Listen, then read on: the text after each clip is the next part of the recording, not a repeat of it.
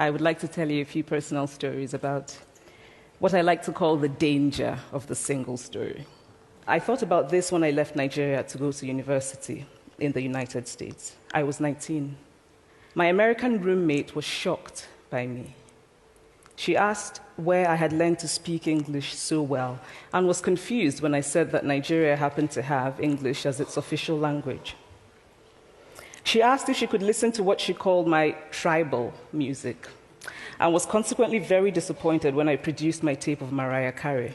So after I had spent some years in the US as an African, I began to understand my roommate's response to me.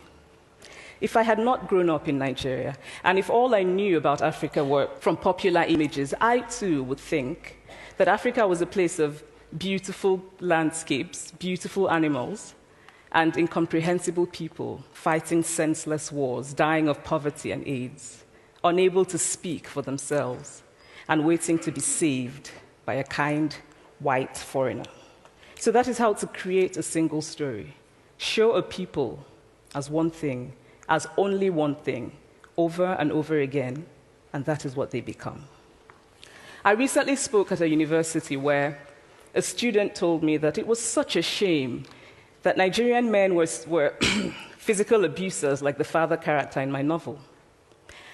I told him that I had just read a novel called American Psycho, and that it was such a shame that young Americans were serial murderers.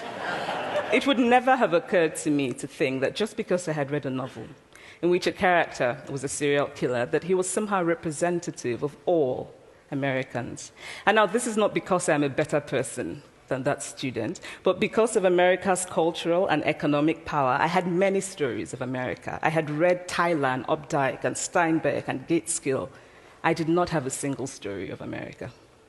I've always felt that it is impossible to engage properly with a place or a person without engaging with all of the stories of that place and that person. The consequence of the single story is this: it robs people of dignity. It makes our recognition of our equal humanity difficult. It emphasizes how we are different rather than how we are similar. Stories matter. Many stories matter. Stories have been used to dispossess and to malign. But stories can also be used to empower and to humanize. Stories can break the dignity of a people, but stories can also repair that broken dignity.